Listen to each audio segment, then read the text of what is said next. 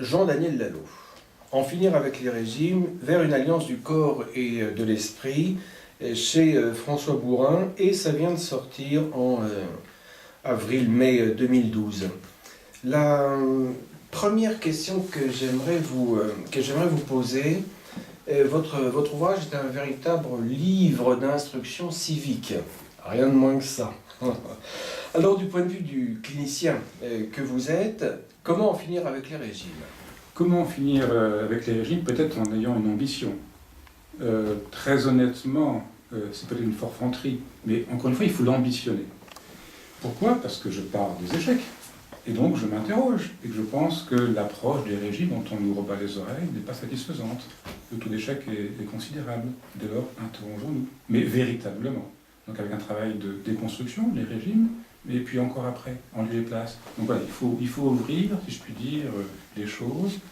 Je pense que cette nutrition est très très mal présentée. Quand on conteste les régimes, on conteste un déséquilibre en termes de composants, de composition, de glucides, lipides, amu-agencés, mais la dimension de l'être mangeur n'est pas, à mon point de vue, véritablement amenée à la pensée. Vous semblez faire appel à une véritable mise en action, une volontarisation du patient en surpoids, dans sa prise en charge réelle et quotidienne. Je tente dans cet ouvrage quand même de faire circuler quelque chose à partir d'une pratique, une observation, une réflexion, une théorisation même, pour qu'à la fin des fins, il y ait un rééquilibrage, mais pas seulement d'éléments dans l'assiette. Encore une fois. Donc je pense qu'il y a une volontarisation chez moi de volontariser le patient à mesure de ce que j'observe. Donc il y a un élément, j'ai envie de dire, de phénoménologie, ce que j'observe, que j'essaie de comprendre, toujours pour faire évoluer ma pratique, pour, comme on le dit, mais c'est souvent une formulation valise, mettre le patient au cœur des préoccupations. C'est souvent du déclaratif, mais je pense que je n'ai rien à dire. J'ai à aider à dire, à faire dire. Je vais prendre appui sur des positions, sur des comportements. Je préfère au demeurant la formulation des pratiques alimentaires. Et donc là, je pense que je vais pouvoir rebondir, agir, interagir et construire quelque chose. L'approche que vous développez dans votre livre nécessite quand même une intentionnalité, une volonté, non pas de la structure, mais une volonté psychique de la part du patient que vous allez suivre. Et effectivement, c'est peut-être par là qu'il va pouvoir en finir avec les régimes, c'est-à-dire la contrainte extérieure. Comment est-ce que vous trouvez, développez, intentionnalisez votre patient? Comment l'abordez-vous dans votre ouvrage? Alors, vous dites volonté psychique. Pour autant qu'il n'y ait pas de confusion des registres, des genres, je ne suis pas psy. Je suis nutritionniste d'essence scientifique. J'ai certes une formation, on va dire, en sciences humaines. Donc, ce qui m'importe, c'est de travailler sur ce que je vais appeler la dimension symbolique. Là, je puis être dans mon registre. Et pour autant, ce n'est pas quelque chose que je peux, j'ai envie de dire, entamer directement.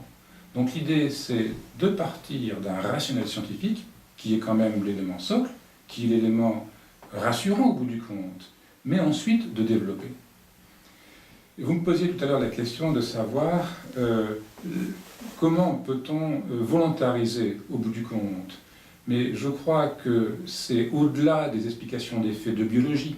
C'est une ouverture qui annule un questionnement. Et j'ai envie de dire, et plus aussi affinité, qui est une curiosité, qui est une envie d'explorer, qui va impliquer au bout du compte la personne, la déstabiliser peut-être. Ce n'est pas provoqué pour autant. Mais je pense qu'il faut faire vivre la nutrition dans ses différentes dimensions. Je peux clore le débat en disant les régimes, ça ne fonctionne pas. Une fois que j'ai dit ça, je n'ai rien dit. Je ne fais que rapporter le rapport d'expertise scientifique. Mais ce qui est important, c'est de mener ce travail de déconstruction avec la personne elle-même. Et là, il y a déjà un travail en soi. C'est déjà en soi une volontarisation, comme vous dites. Et après, il faut la poursuivre. Mais alors, la question, c'est comment? Et là, bien naturellement, je n'ai pas de recette toute faite. Mais peut-être que le premier travail a pu générer une confiance qui fait que là, nous allons pouvoir construire quelque chose d'une autre nature. Et ce en quoi je crois, c'est qu'il faut articuler un savoir de nature scientifique à un savoir d'une autre nature. Et ça, c'est quelque chose que l'on va construire en avant. Je n'ai plus de savoir à ce titre-là. Alors, on ne peut pas abstraire le fait que je suis professeur, que nous sommes dans une institution, bien naturellement, mais pour autant, je ne suis pas non plus de égal à égal, la relation est par essence asymétrique, mais voilà, je vais engager un travail d'élaboration de nature non psychique, encore une fois, mais sur ce que c'est que la nutrition. Et encore une fois, au-delà du plan des calories seulement. Une des clés pour moi, c'est de travailler sur l'image. Ça veut dire que nous parlions d'un savoir scientifique, et je ne puis pour autant expliquer directement. Or, je pense que des faits biologiques doivent être appropriés. Je pense au mot calorie, par exemple. Je ne vais pas faire un cours de biochimie, bien naturellement. Et pour autant, on ne peut pas faire l'économie de cela. Donc, je vais prendre des images. Et je m'interroge, comment puis-je éclairer sans tromper?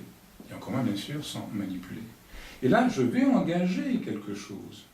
Je vais prendre très volontairement, dans une stratégie de ressemblance par rapport à des faits, mais forcément dissemblance, parce qu'on ne peut qu'éclairer, pas véritablement pour autant, encore une fois.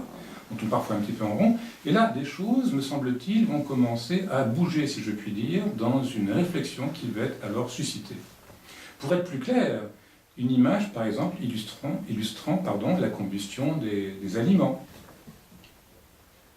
Voilà, donc un travail sur l'image, un travail de métaphorisation pour tenter d'accéder à ce que j'appelle cette dimension symbolique de l'alimentation. Le pain fait grossir, je vais présenter une feuille.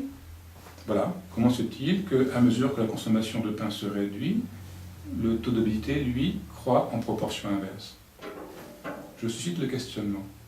Comment peut-on développer la chose? Que se passe-t-il, chère madame, monsieur, quand sur un feu moribond, on ajoute un peu de bois sec? Eh bien, ça repart. Et je fais mine de serrer la main pour sceller quelque chose. Qu'est-ce que j'ai fait là? J'essaie de déconstruire l'idée que aliment égale calorie, vulgairement égale grosse fesse, et dans le même temps, j'ai pris le support avec une image. Et là, je me suis décalé d'un plan conventionnel de l'alimentation. Et je pense que la personne que je rencontre va être consciente de ce que je tente de mobiliser. Et j'aimerais vous poser une troisième question, qui est là une question, je dirais, plus personnelle, qui s'adresse à vous en tant qu'être humain. Vous êtes aujourd'hui un professionnel aguerri. La lecture de votre ouvrage est très éclairante. On voit que vous maîtrisez médicalement, scientifiquement, intellectuellement votre sujet. Mais au fond, comment est-ce que vous arrivez à créer cette alliance thérapeutique d'homme à homme, d'humain à humain? L'alliance, c'est pas moi qui la créerai jamais. C'est par le travail engagé, c'est par l'écoute, et chacun va cheminer ensemble. L'alliance va ainsi se forger. Elle doit être quand même une intention. La démarche ne sera pas de dire ce que j'ai envie de dire. La démarche ne sera pas dans une position d'écoute seulement. Encore une fois, pas de confusion des genres par rapport à la relation psychothérapeutique. Nous allons travailler ensemble, collaborer. D'abord, je ne vous l'apprends pas à travailler ensemble. Donc il faut qu'il y ait cette visée d'alliance, puisqu'on ne peut pas ne pas s'inscrire dans la durée. Et donc, pour autant, être extrêmement attentif à la toute première consultation qui doit sceller des choses, mais c'est jamais définitif, et une présence encore, j'ai envie de dire encore et toujours, parce qu'on vise l'autonomie, elle est souvent bien difficile à obtenir. Voilà, donc s'inscrire dans la durée, et ceci doit faire penser la dimension de l'alliance. Maintenant, votre vraie question, c'est comment la faire vivre véritablement. Alors, écoutez, je n'ai pas de recettes, et je me défendrais bien d'avoir des recettes. Je crois que... Comment puis-je vous répondre? J'ai envie de dire intelligemment. Je crois que c'est la perception à la fois des difficultés que les personnes peuvent exprimer, et c'est au demeurant souvent assez étonnant ce qu'elles peuvent délivrer véritablement.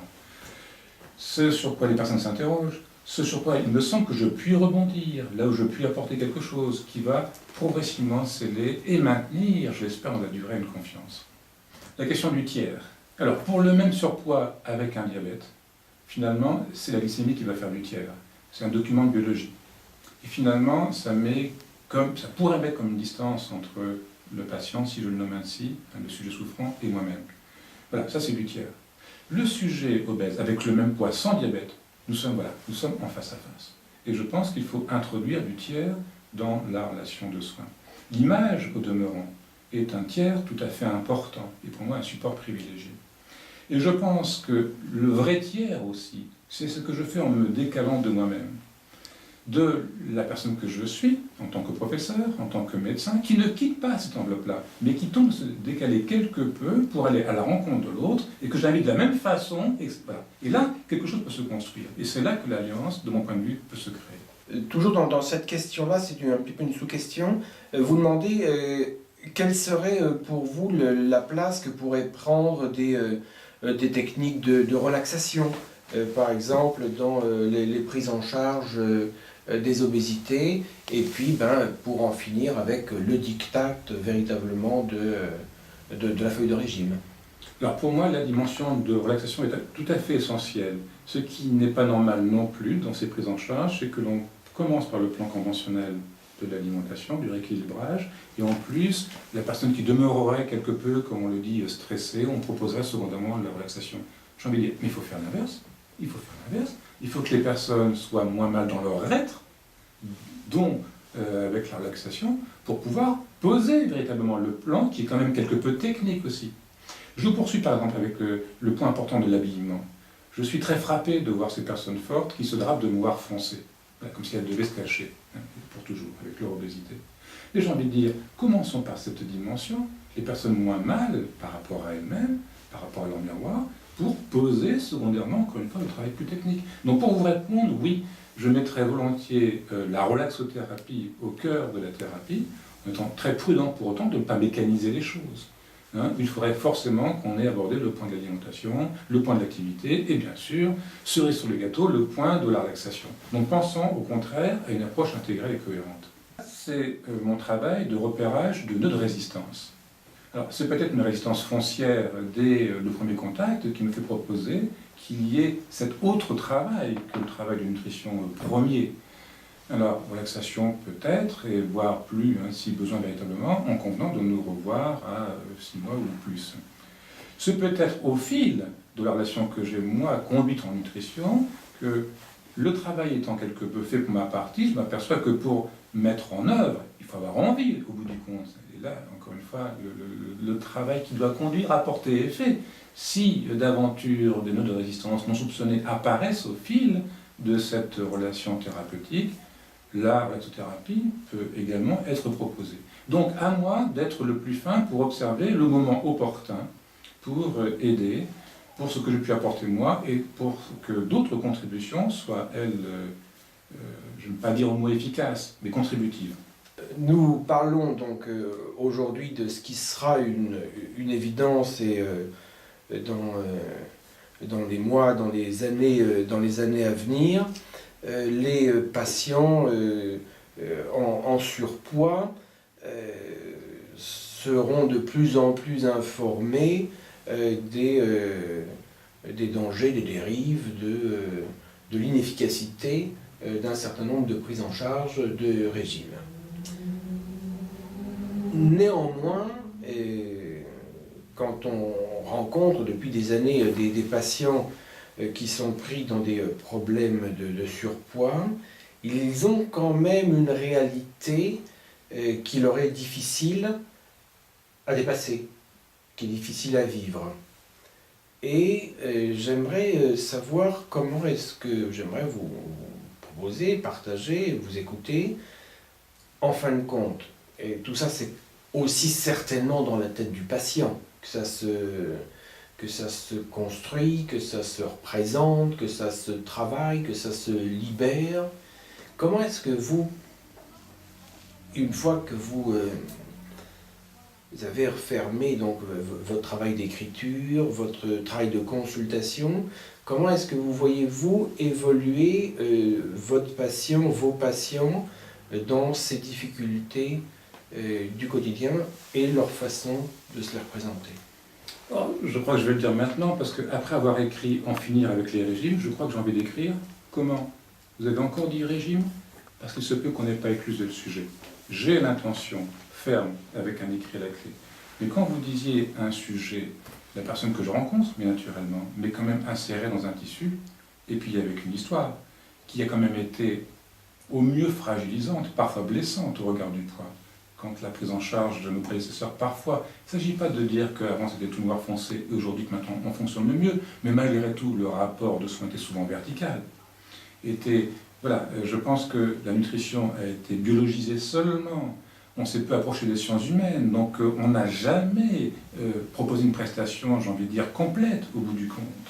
Donc, il faut imaginer que les personnes que nous rencontrons ont été en difficulté.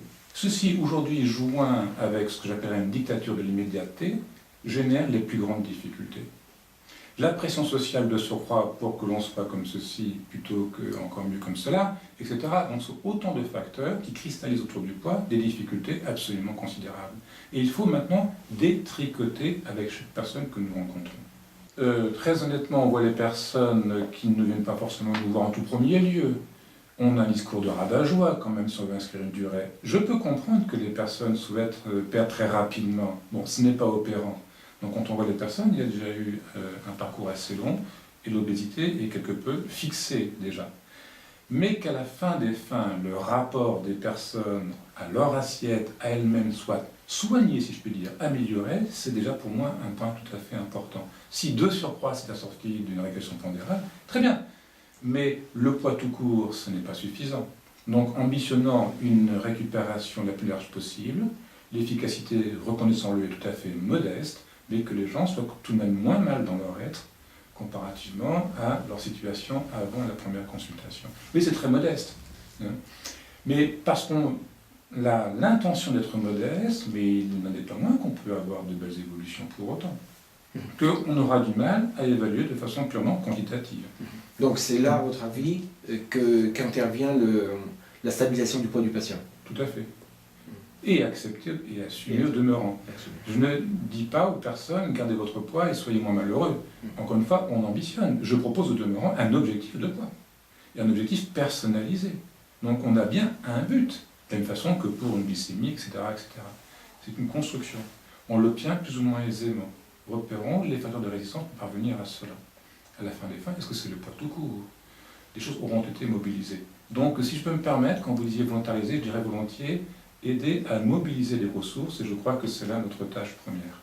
Vous me questionnez sur la façon de conduire, peut-être, quelque peu, et j'ai envie de dire, non pas de se laisser conduire, mais j'inverse volontiers la démarche. Je propose aux personnes pour engager un travail. Que pensez-vous que je puis proposer? Je vais vous donner un autre exemple. Je puis expliquer ce qu'est le diabète, que les personnes au demeurant auraient pu lire, le mettre même dans Wikipédia. Je pose la question, comment comprenez-vous votre diabète? Et j'ai dit tout autre chose. Donc voilà mon travail, c'est d'essayer de mobiliser, encore une fois, cette personne, et puis de prendre appui sur ce qu'elle peut imaginer, et puis là on commence à construire encore une fois quelque chose. D'aider à donner du sens. C'est ce que je ne donnerai jamais directement, mais que les personnes soient en capacité de donner quelque peu du sens à ce qui advient.